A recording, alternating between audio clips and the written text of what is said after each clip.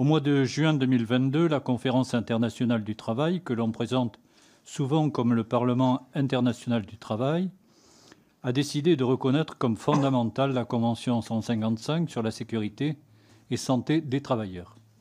Ériger en principe le droit à un milieu de travail sûr et salubre, aux côtés de la liberté syndicale, le droit de négociation collective, l'abolition du travail forcé, l'abolition du travail des enfants, l'élimination de la discrimination constitue une avancée majeure, saluée à juste titre par la Confédération syndicale internationale et par la Confédération européenne des syndicats.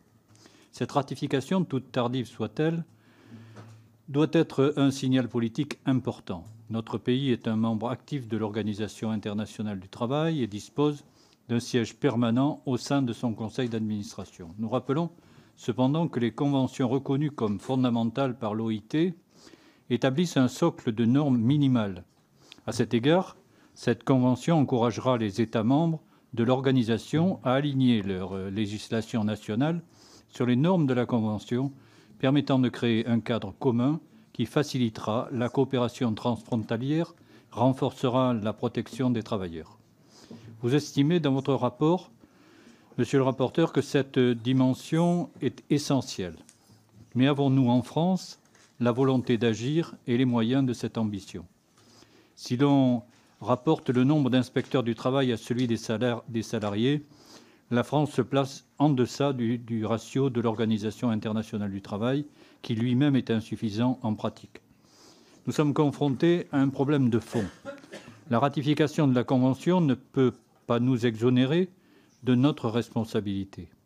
Lorsque les enquêtes de terrain nous apprennent qu'en moyenne, chaque jour, 2 personnes meurent dans un accident dans le cadre de leur emploi, chiffre d'ailleurs sous-estimé car il n'intègre ni les suicides ni les maladies, ou lorsque les ouvriers ont 5 fois plus de risques de perdre la vie que les cadres et que les accidents mortels sont 2 fois plus fréquents chez les intérimaires. Nous appelons donc la France à faire preuve d'exemplarité et à renforcer sa législation pour assurer un environnement de travail sûr et salubre aux travailleuses et aux travailleurs.